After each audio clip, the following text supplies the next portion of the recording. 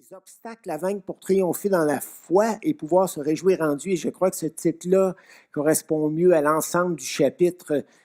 Et dans le fond, dans ce chapitre-là, on a trois groupes de personnes. Dans les versets 1 à 12, Luc raconte comment Dieu s'est d'abord révélé aux femmes qu'il avait si fidèlement suivies et servies durant ces 3 années de ministère terrestre. Et ces femmes-là étaient très attachées à lui. Et c'est les premières à qui Jésus se révèle. N'est-ce pas formidable? Il y a une leçon spirituelle déjà là, à retenir de ça.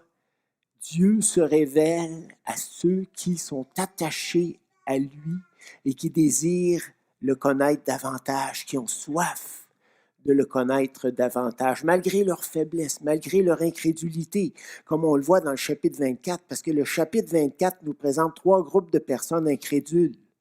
On pourrait dire que ce n'est pas encourageant au départ, mais des personnes profondément attachées à Dieu, que Dieu emmène plus loin sur le chemin de sa connaissance et de la spiritualité. Dans les versets 13 à 35, il raconte comment Jésus s'est révélé à 2 de ses disciples qui lui étaient également très attachés, mais qui s'en retournaient chez eux à Emmaüs, le cœur rempli de tristesse. Et enfin, dans les versets 36 à 53, il se révèle à ses apôtres, leur dévoile de nouveau sa puissance et leur donne ses instructions avant d'être enlevé au ciel. Je vous avais dit que, dans le fond, Luc 24 condense les récits de résurrection et tout. C'est pas complet, mais Luc a présenté ça dans un certain but pour démontrer l'importance de laisser Dieu nous faire grandir dans la foi afin qu'on puisse vivre des choses merveilleuses avec lui. Ce dimanche, et le dimanche 30 avril, nous examinerons le 2e tableau que Luc nous présente dans le chapitre 24. Jésus qui fait route avec les 2 disciples qui retournaient chez eux à Emmaüs, profondément déçus, déchirés intérieurement et tristes. Qui sont ces 2 disciples? Un petit poème, là, j'avais donné un petit poème que Carson a rapporté dans son œuvre « Le Dieu qui se dévoile ». Pardon. Et voici le poème qui se poursuit pour les disciples sur le chemin d'Emmaüs. Qui sont ces 2 disciples marchant la tête basse, le cœur percé par les corbeaux de la défaite et de la nuit, parlant à l'étranger, lui disant leur misère, le roi qui aurait pu régner, la croix qui avait tout brisé.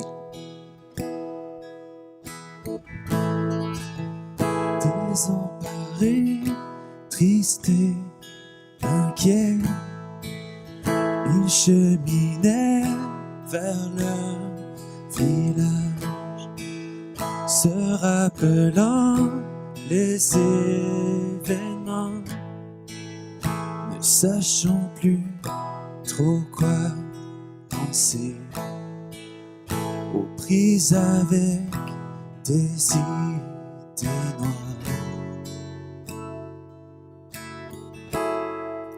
Jésus les ayant rejoints sur le chemin, ouvrit leurs yeux, les consola, leur rappela qu'il serait toujours avec eux.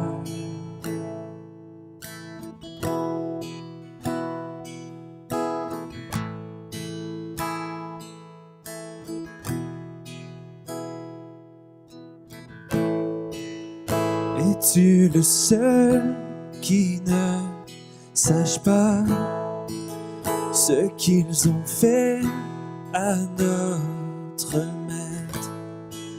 C'était un grand prophète. Sur une croix, ils l'ont cloué. Tous nos espoirs ont disparu.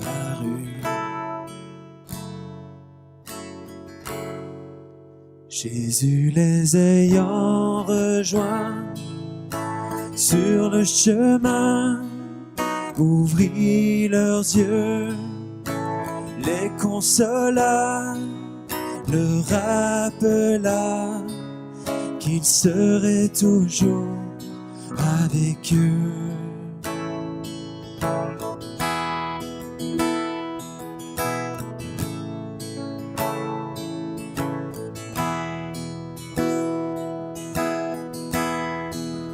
Jésus leur dit, pourquoi douter?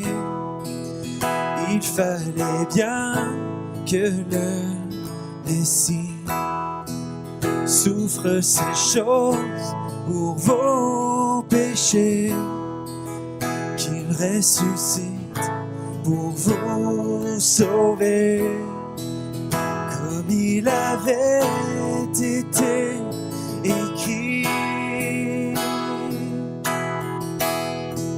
Seigneur, remplis le pain comme autrefois, touchant leur cœur par son amour. Leurs yeux s'ouvrirent, leur cœur brûlait d'un si grand feu.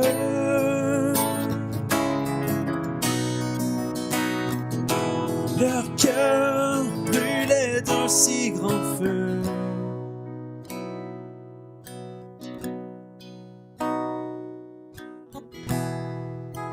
À l'instant même, il se rendit vers les disciples découragés pour témoigner qu'ils avaient vu Jésus vivant, rompant le pain.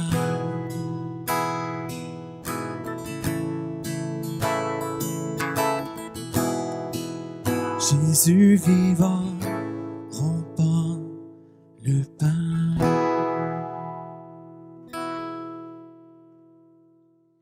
Donc voilà un chant biblique qui reflète le texte, qui le résume assez bien, je crois. Alors c'est une belle histoire, n'est-ce pas? Et on va la regarder plus en détail. Donc on a 3 points que j'aimerais couvrir. Le premier point, lorsque nous cessons de croire, nous avons le réflexe de nous retirer en arrière et il ne nous reste plus que nos espoirs déçus. On voit ça dans les versets 13 et 14. Le manque de foi affecte nos vies spirituelles beaucoup plus que vous pourriez le penser. C'est pour ça qu'il faut détecter dans quel contexte on manque de foi, puis quelle est la source de ce manque de foi. Et voici, ce même jour, 2 disciples allaient à un village nommé Emmaüs, éloigné de Jérusalem de 60 stades. Ils s'entretenaient de tout ce qui s'était passé. Donc, ils étaient bouleversés, déchirés par tout ce qui s'était passé. Ça, c'est clair. Qui étaient ces 2 disciples? Nous ne le savons pas vraiment. La seule chose que nous savons est que l'un d'eux s'appelait Cléopas.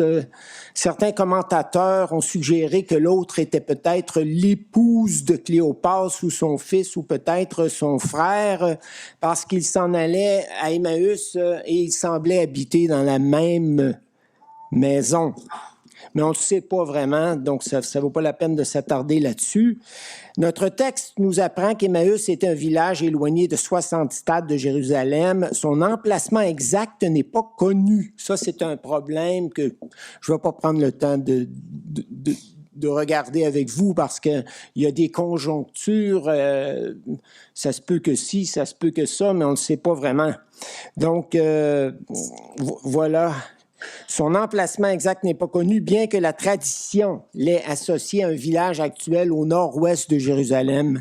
Un stade était une mesure de la Grèce antique équivalent à environ 190 mètres. 60 stades correspondaient donc à une distance d'environ 10 kilomètres. C'est quand même... tu sais, on marche combien par heure, admettons, 5 kilomètres à l'heure à peu près? C'était au moins, puis sur terrain accidenté, ça peut être peut-être un peu moins. Donc, c'est quand même une bonne marche là, d'au moins 2 heures. Mais si le village était à 160 stades, de là, comme je l'ai mentionné, bien là, c'était plusieurs heures et les commentateurs disent « Ah, c'est pas possible ». Mais oui, c'est possible parce que les gens se déplaçaient pas mal plus dans l'Antiquité, dans ces temps-là, que vous pourriez le penser. Là, les distances qu'ils parcouraient sont remarquables. Nous, c'est parce qu'on n'est pas habitués de marcher beaucoup et longtemps. Mais dans ce temps-là, puis même ceux qui font de l'ethnologie sont surpris des fois de voir que des peuplades se sont déplacées d'une région du monde à l'autre et immigrés dans une autre région. Mais en fin de compte, il y a des gens qui étaient très, très mobiles sur la terre. En tout cas, quoi qu'il en soit, ces gens-là étaient très attachés à Jésus pour faire la distance régulièrement, pour venir entendre Jésus à Jérusalem, pour venir écouter son enseignement, puis ils retournaient chez eux, puis ils retournaient à Jérusalem, puis ils retournaient chez eux, puis ça fait des dizaines et des dizaines d'heures de marche. Et ils serraient, j'en suis sûr, chacune des paroles de Jésus dans leur cœur. Ces deux disciples-là ne faisaient pas partie du groupe des 12, mais étaient en contact étroit avec eux, comme on le voit dans les versets 22 à 24 du présent chapitre, parce qu'on peut lire au verset 9, à leur retour du sépulcre, elles annoncèrent toutes ces choses aux 11 et à tous les autres. Et probablement que ces deux disciples se trouvaient parmi tous les autres à cause du témoignage qu'on a dans les versets 22 à 24. Il est vrai, ça c'est les deux disciples qui parlent, il est vrai que quelques femmes d'entre nous nous ont fort étonnés. S'étant rendues de grand matin au sépulcre et n'ayant pas trouvé son corps, elles sont venues dire que des anges leur sont apparus et ont annoncé qu'il est vivant. Quelques-uns de ceux qui étaient avec nous sont allés au sépulcre et ils ont trouvé les choses comme les femmes l'avaient dit, mais lui, ils ne l'ont point vu. Donc, il y a beaucoup d'évidences là, qui sont mentionnées là-dedans, là. Ces deux disciples avaient sûrement suivi Jésus étroitement durant ces 3 années de ministère, s'étaient attachés à lui, l'avaient écouté, l'avaient vu faire de grands miracles et avaient espéré en lui. Mais lorsque tout le matin, ils avaient entendu le rapport des femmes à l'effet que Jésus serait ressuscité, ils ne l'ont pas cru. Et ont pris leur dire pour des rêveries. Pourquoi donc ces deux disciples s'en retournaient-ils dans leur village? Parce que pour eux, tout était terminé, fini. Tous leurs espoirs s'étaient évanouis. Le manque de foi produit le découragement, la tristesse, le déchirement intérieur. Et plus tu espères en quelque chose et moins ça se produit, plus tu es déprimé. Ne cesse jamais de croire en Jésus. On va faire une petite application. Quelles que soient tes circonstances, car le jour où tu cesseras de croire, tu te retrouveras toi-même comme ces deux disciples, découragés, déçus. La foi est l'assurance des choses qu'on ne voit pas, l'assurance des ressources de Dieu qu'on ne voit pas avec nos yeux de chair. Il y a des fois, Dieu te donné un travail à faire, il te confie une mission, mais tu te sens pas la force de l'accomplir, que ça soit comme maman à la maison, que ça soit comme papa, que ça soit comme leader d'église, que ça soit comme travailleur professionnel dans un milieu quelconque, parce que tout ce qu'on fait en parole et en œuvre, on le fait pour le Seigneur, n'est-ce pas? Alors, ce qui est spirituel, c'est pas juste le ministère des pasteurs, mais c'est ton travail à l'usine, c'est ton travail au bureau, c'est ton travail dans ta chaire de professeur, c'est ton travail où que tu sois. Tu fais les choses pour Jésus, puis des fois, tu ne te sens pas la force de le faire, mais la foi, si tu es là où Dieu te veut, la foi va te permettre d'aller chercher de la force, de la puissance, et tu vas être étonné que tu as pu, malgré ta faiblesse, passer à travers. Mais il y a des fois qu'on est en burn-out, mais là, il faut s'arrêter. Là. Tu sais, ça prend de l'intelligence quand même, un certain équilibre. Là. Il faut savoir se reposer, il faut savoir s'arrêter. Je viens de recevoir la lettre de nouvelles de Denis Maisonneuve. Connaissez-vous Denis, qui travaille auprès des Inuits à cette île? Et j'ai trouvé ça tellement bon dans sa lettre. Il dit, bénissons le Seigneur, j'ai reçu mes examens, j'ai pas de cancer de la prostate, tant mieux. Mais il dit, je pense que je souffre de dépression. Il écrit ça dans sa lettre. Puis il dit, il va falloir que moi, puis Brigitte, qu'on en fasse moins, qu'on annule telle réunion, puis telle autre, parce qu'on n'est plus capable de suivre. Là. J'ai trouvé ça super. honnête, super franc, super transparent, humble. L'humilité, c'est l'honnêteté. C'est certain que quand je dis que Dieu va pourvoir à la force pour te permettre de continuer ce que tu fais, oui, c'est vrai, dans plusieurs cas. Combien de fois j'avais soit un sermon à faire ou un travail à terminer, puis je m'en sentais pas la force, puis Dieu, dans sa grâce, a pourvu à la force.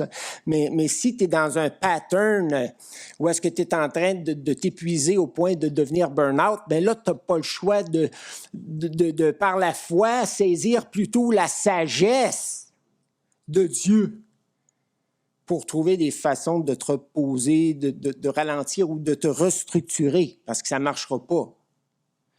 Ça ne marchera pas, nécessairement. L'assurance de l'amour infini de Dieu aussi, ça va se chercher par la foi quand tu es éprouvé, quand tu souffres et que Dieu ne semble pas, dans le court terme, adoucir ta souffrance, bien là, tu es plongé dans une crise de foi puis tu te dis, ben Dieu n'est pas avec moi, là. Mais c'est pas parce que tu souffres que Jésus n'est pas avec toi. Au contraire, il y a tellement de versets dans les Écritures qui nous disent que le Seigneur est particulièrement près de tous ceux qui ont le cœur brisé, qui sont déchirés intérieurement. Puis pourquoi est-ce qu'il permet qu'on le soit un certain temps puis qu'il n'intervient pas tout de suite pour nous délivrer de ce malaise-là? Mais dites-vous que Jésus a un objectif aussi de nous faire grandir dans la foi. Il a l'objectif de nous rendre endurant, puis il sait ce qui nous attend dans l'avenir. Tu sais, des fois, on peut trouver que Dieu est dur envers nous, mais il nous prépare aussi à ce qui s'en vient parce qu'il connaît dans sa préscience exactement les pressions qui nous attendent dans l'avenir, les difficultés et tout, puis il nous prépare comme un parent qui envoie ses enfants à l'école et qui leur demande de faire des efforts, même si ça leur tente pas sur le coup, puis même si ça les décourage, parce que le parent les prépare en vue de l'avenir. Mais si vous saviez combien de choses Dieu fait en même temps, nous, on comprend pas Dieu parce qu'on pense à une chose en particulier, alors que Dieu en fait 10 à la fois. Peut-être 15, peut-être 20. Il fait tellement de choses. Puis quand il nous répare, là, comme chrétiens, brisés, ben il veut aller au fond des choses. Il met pas des petites patch là, sur nos bobos, il cherche, là, il va jusqu'à la racine de nos maux. C'est normal, ça prend plus de temps, c'est une remise à neuf. Alors voilà, faut pas que tu t'empresses de cesser de croire en Dieu parce qu'il ne répond pas immédiatement aux besoins de ton cœur. Moi, il y a une chose qui me frappe dans le verset 13, c'est que c'est dit « Et voici ce même jour, le 3e jour ». Le jour même où Jésus avait dit qu'il ressusciterait des morts et le jour où ses 2 disciples et plusieurs autres ont beaucoup trop hâtivement conclu qu'il n'était pas revenu à la vie. Vous ne trouvez pas que c'est un peu rapide comme conclusion? Vous êtes-vous déjà demandé pourquoi Jésus n'a pas choisi de leur apparaître à tous et toutes dans sa gloire à l'aube du 3e jour, juste avant le lever du soleil? Je pense que c'est ça qu'il attendait. Pourquoi est-ce qu'il se décourage le 3e jour même? Jésus avait ses raisons. Sachant qu'il les quitterait 40 jours après sa résurrection, Jésus ne désirait pas perdre une minute pour les préparer à marcher avec lui par la foi et à serrer sa parole, les Écritures dans leur cœur. Et d'ailleurs, dans le chapitre 24 de Luc, vous voyez que l'accent est mis sur Jésus n'avait-il pas dit, les Écritures n'avaient-elles pas annoncé? Il veut les orienter vers sa parole, vers les Écritures pour nourrir leur foi et non pas sur les événements. Les événements ne se sont pas produits, je ne crois plus. La parole de Dieu subsiste éternellement et tout ce que Dieu a annoncé dans sa parole, il l'accomplira à la lettre.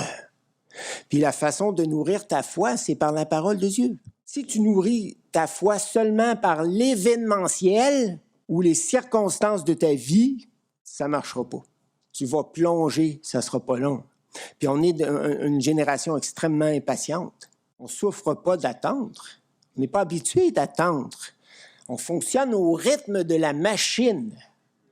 Il y avait Jean-Pierre Adoul, qui était un ingénieur électrique très en avance sur son temps, qui a travaillé sur la synthèse de la parole, alors que personne ne le faisait. Il était vraiment avancé. Puis il avait écrit un petit volume, puis il m'avait donné ça. On était quand même assez proches, puis il m'a dit, garde Bernard, bientôt les humains vont fonctionner au rythme de la machine et le plus grave problème dans le monde, ça va être l'épuisement. C'est ça que je lis dans les revues, c'est ça que j'entends à la radio, la dépression provenant de l'épuisement. Parce que quand tu es épuisé, là, ça prend pas de temps avant que tu sois dépressif. Il y a peut-être des gènes dans ta famille de dépression. Moi, toutes mes tantes du côté de ma mère étaient dépressives, donc ça se peut que vous me voyez avec le temps là, courbé, l'air sombre. Et vous allez dire, mais ça me semble que ce n'est pas le Bernard qu'on a connu. Ah, les gènes l'ont rattrapé. Deuxième leçon. Lorsque nous croyons que tout est fini, Jésus, dans son amour, s'approche et fait route avec nous. Ça, c'est une leçon merveilleuse qu'on a dans ce texte-là. Pendant qu'il parlait et discutait, Jésus s'approcha et fit route avec eux. C'est fantastique. Malheureusement, second a laissé tomber ici le lui-même que nous retrouvons dans le texte grec. Le verset 15 aurait dû se lire pendant qu'il parlait et discutait. Jésus lui-même. Jésus le ressuscité, qui avait bien d'autres choses à faire, d'autres chats à fouetter, comme on dit, d'autres préoccupations. Jésus lui-même s'approcha et fit route avec eux. Juste cette petite phrase-là, mémorise-la quand tu es découragé. Matthieu 28, 20, « Et enseignez-leur à observer tout ce que je vous ai prescrit. Tout pouvoir m'a été donné dans le ciel et sur la terre, et voici, moi-même, ego, moi-même, je suis émis. » Dans les verbes grecs, le pronom est inclus dans le verbe. Émis, ça veut pas juste dire suis, ça veut dire je suis. Quand tu as ego, émis, ça veut dire moi-même, je suis avec vous, avec chacun de vous. Pas juste dans la foule, mais avec vous, avec chacun de vous, tous les jours, sans exception, jusqu'à la fin des âges. 2 Chroniques 16, 9, « Car l'Éternel étend ses regards sur toute la terre pour soutenir ceux dont le cœur est tout entier à lui. » Ça veut dire qu'il regarde, là, puis lorsqu'il voit de ses enfants découragés, à gauche ou à droite, il désire soutenir ces gens-là. Le Nouveau Testament fait état d'au moins 10 apparitions de Jésus entre sa résurrection et son ascension. Il apparaît d'abord à Marie, Madeleine, ensuite aux femmes sur la route, Matthieu 28, 9 à 10. Puis le troisième groupe de personnes à qui il apparaît, ce sont les 2 disciples sur le chemin d'Emmaüs. Et je ne vous dirai pas les autres, là, mais en fait, il y a toute une liste, là, 4, 5, 6, 7, 8, 9, puis il y a même l'apôtre Paul. Je vais juste parler de l'apôtre Paul 2 secondes quand même avant de revenir aux disciples sur le chemin d'Emmaüs. C'est que Paul était à Corinthe, puis il vivait énormément d'opposition de la part des Juifs qui le criblaient d'injures et se montraient extrêmement hostiles à son égard. Et le verset 9 de Acte 18 se lit comme suit, Le Seigneur dit à Paul en vision pendant la nuit, « Ne crains point et ne te tais point, car je suis avec toi. Et personne ne mettra la main sur toi pour te faire du mal. Parle, car j'ai un peuple nombreux dans cette ville. » Et on sait que l'apôtre Paul est resté plusieurs mois à Corinthe pour annoncer la parole du Seigneur. Actes 23, 10 et 11. « Comme la discorde allait croissant, le tribun, craignant que Paul ne fût mis en pièces, il voulait l'assassiner. Le tribun fit descendre les soldats pour l'enlever du milieu d'eux et le conduire à la forteresse. » Quand Paul s'est rendu à Jérusalem pour remettre l'offrande qu'il avait recueillie pour l'Église, les frères et sœurs de Jérusalem qui étaient pauvres, là, les Juifs l'ont aperçu dans le temple, puis Ils ont voulu l'assassiner. La nuit suivante, le Seigneur apparut à Paul et dit, « Prends courage. Prends courage, car de même que tu as rendu témoignage de moi dans Jérusalem, il faut aussi que tu rendes témoignage de moi dans Rome. Puis je vais t'accompagner jusque-là. » Puis quand Paul a fait naufrage en route vers Rome, là, puis que l'équipage pensait que tout était perdu, le Seigneur est apparu encore à Paul pour lui dire, « Il n'y a pas un seul homme de l'équipage qui va périr. » Voyez-vous, quand tu es découragé, là, dis-le à Jésus. Est-ce que tu aimes Jésus? Est-ce que tu es attaché à lui? Les disciples d'Emmaüs étaient profondément attachés à lui. Puis c'est pour ça que Jésus leur est apparu en troisième. Aimerais-tu que le Seigneur s'approche de toi et fasse route avec toi?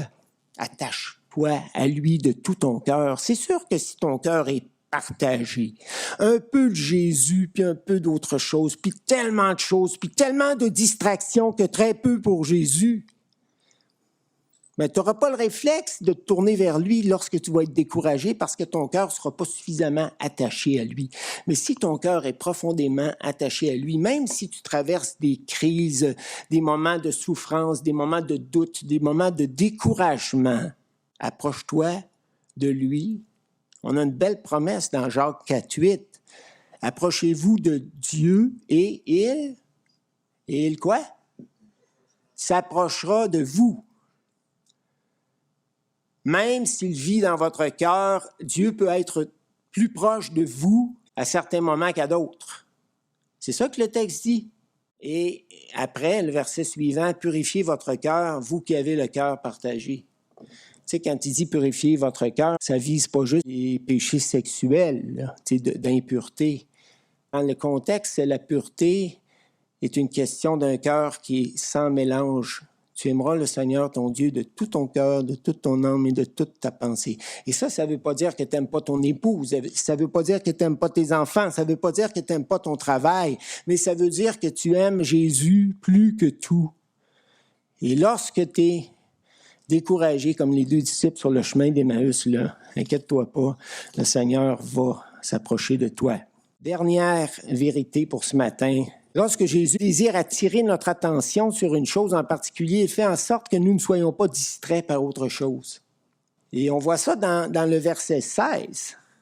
« Mais leurs yeux étaient empêchés de le reconnaître. » Et quand tu regardes ça, d'après le verbe grec qui est utilisé là, puis dans le contexte, c'est pas parce que Jésus, dans son apparence glorifiée, était pas reconnaissable, mais je crois que Dieu a divinement empêché les deux disciples de le reconnaître parce qu'il désirait les amener à se concentrer sur autre chose que sa gloire. Jésus désirait les amener à comprendre leur manque de compréhension, d'intelligence spirituelle et de foi. Il désirait aussi les amener à prendre l'enseignement des Écritures beaucoup plus au sérieux. Donc, il n'y avait pas besoin d'un Jésus qui leur apparaît dans sa gloire. Puis là, tout de suite, là, il n'aurait pas pu discuter en chemin, il n'aurait pas pu réfléchir. Jésus n'aurait pas pu cheminer avec eux et les amener à cheminer avec lui. Parce qu'il y a une chose que je trouve extraordinaire avec Dieu, c'est que malgré notre petitesse, on fait partie de son équipe. On est considéré comme ses amis. Et Jésus dit dans l'Évangile de Jean, « Je ne vous appelle pas serviteur, car le serviteur ne sait pas ce que son maître fait. Mais je vous ai appelé ami, car je vous ai fait connaître mes plans. Vous faites partie de ma cour, rapprochée, de mes proches. Et je vous ai tout dit, je vous ai tout expliqué, et vous allez le faire avec moi. » C'est extraordinaire. Alors, écoutez, c'est pas que Jésus est lent, c'est que nous, ceux qu'il désire engager avec lui dans son œuvre, sont lents. Et d'ailleurs, Jésus va dire aux deux disciples, « Vous qui êtes si lents à comprendre ce que les Écritures disent, que les prophètes avaient annoncé depuis des centaines d'années, lents à saisir. Votre intelligence n'est pas exercée à méditer. Vous êtes toujours dans la course Frantic Life. Les petites souris blanches dans le cerceau. Elles courent tellement vite qu'elles ne peuvent plus s'arrêter. Et même quand elles s'arrêtent, ça tourne encore dans leur tête. Il arrive aussi que Dieu désire nous enseigner une chose en particulier et aimerait que nous concentrions toute notre attention sur cette chose en particulier. À cause de cela, il éloigne de nous les distractions et nous ralentit ou nous amène à l'écart, comme il le faisait souvent avec ses disciples.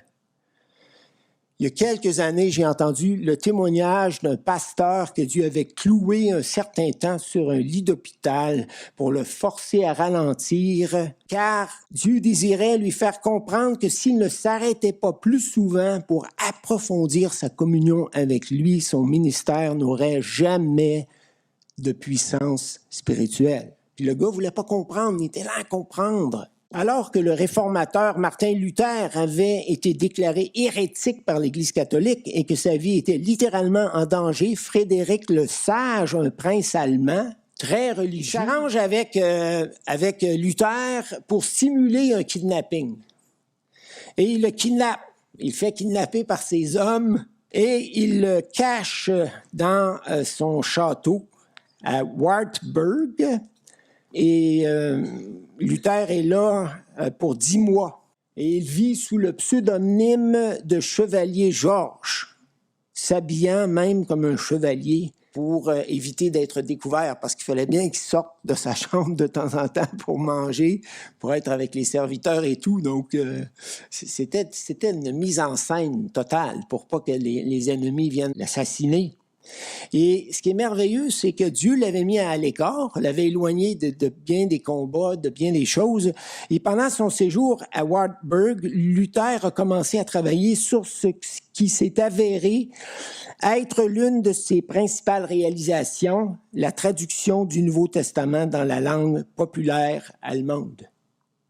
Cette tâche était motivée par sa croyance que seule la Bible était la source de la vérité chrétienne et que tout le monde était capable d'en comprendre le message. Parce que les prêtres catholiques, les évêques disaient « Ah, la Bible, c'est beaucoup trop compliqué. Seuls les prêtres, les évêques et les hauts placés dans la hiérarchie religieuse peuvent la comprendre. » Bien, il arrive que Dieu désire nous enseigner une chose en particulier et qu'il permet certains événements dans notre vie qui nous ralentissent. Est-ce qu'on est attentif à Dieu? Est-ce qu'on est attentif à sa voix? Est-ce qu'on est prêt à nous concentrer sur ce que Dieu aimerait qu'on concentre nos regards? Ou est-ce que nos désirs nous ont obnubilés au point qu'on perd notre sensibilité à la voix de Dieu? Si je vous demandais, qu'est-ce que Dieu est en train de faire dans ta vie? J'ai déjà posé cette question-là, mais je vous la repose parce que le 30, là, je vais vous demander un petit témoignage à plusieurs. Un petit témoignage court, très court, mais la question est la suivante. Qu'est-ce que Dieu est en train de vous enseigner ces jours-ci, ces mois-ci, ces années-ci? Êtes-vous capable de répondre à la question? Pourquoi Dieu vous fait vivre tel ou tel événement? Est-ce que vous avez une idée de ce que Dieu pourrait vouloir faire dans votre vie? Si je vous demandais quel aspect de votre caractère est-ce que Dieu est en train de façonner ces jours-ci, ces semaines-ci, ces mois-ci, ces années-ci, est-ce que vous êtes capable de répondre? C'est plus facile de ramer avec Dieu lorsqu'on sait où Dieu nous emmène. Et ça explique tellement de circonstances dans nos vies. Des fois, on ne comprend pas. Je ne peux pas dire que je comprends toutes les étapes que Dieu m'a fait traverser dans la vie, mais je pourrais vous raconter ma vie en presque quelques mots. Encouragement. J'ai été sauvé. Les premières années de ma vie ont été de l'encouragement. J'avais une très mauvaise image de soi. Je vous l'ai dit la semaine dernière, c'était pas possible. Vous auriez de la misère à croire ça, mais en tout cas, Dieu m'a encouragé de façon et d'autre. J'étais très énergique, un peu comme l'apôtre Pierre. Je m'emballais pour ci, pour ça. Je commençais des projets, mais je manquais de persévérance. Deuxième étape dans ma vie, puis je pourrais même vous dire les années, là, ça a été des années où Dieu a développé dans mon caractère la persévérance. Bernard, tu vas commencer un projet, puis je vais t'amener à le terminer. Puis même, ils m'ont embarqué dans un projet de rédaction de grammaire grecque de 500 pages là, qui n'en finissait plus de finir. Et là, j'avais le goût de lâcher à tous les séjours. Puis il fallait que je continue jusqu'à sa publication, etc., etc. Il y a eu mes années au séminaire théologique aussi. Après ça, ça a été l'humilité. J'ai dû démissionner de Bethel. Puis Dieu m'a fait vivre des épisodes dans ma vie qui m'ont humilié, mais de la bonne manière, qui m'ont pas écrasé. Mais je pourrais vous dire, entre telle et telle année, ça, c'est vraiment l'humilité que Dieu a travaillé dans mon cœur. Il y a eu la famille, la patience, ne pas m'appuyer sur mon intelligence. Quand j'ai eu pendant 12 ans mon problème de dos, là, c'est comme si Dieu avait dit, je te mets en échec dans toutes tes solutions. Tu ne seras pas capable de trouver de réponse. Zéro. C'est comme si Dieu avait dit, Bernard, je veux que tu dépendes de mon intelligence et que tu ne dépendes pas de ta petite intelligence. Vous comprenez? C'est qu'il faut développer une sensibilité spirituelle qui fait qu'on sait où est-ce que Dieu est en train de nous conduire. Ça se peut qu'on résiste à cause de nos désirs personnels, mais à un moment donné, Dieu dit, garde. Bernard, j'ai des choses formidables pour toi. Voici ce que j'aimerais te faire comprendre. Voici où j'aimerais t'emmener, mais développe une sensibilité à ma voix. Et ça se peut que tu sois obligé de renoncer à certaines choses en cours de route, mais c'est pas grave.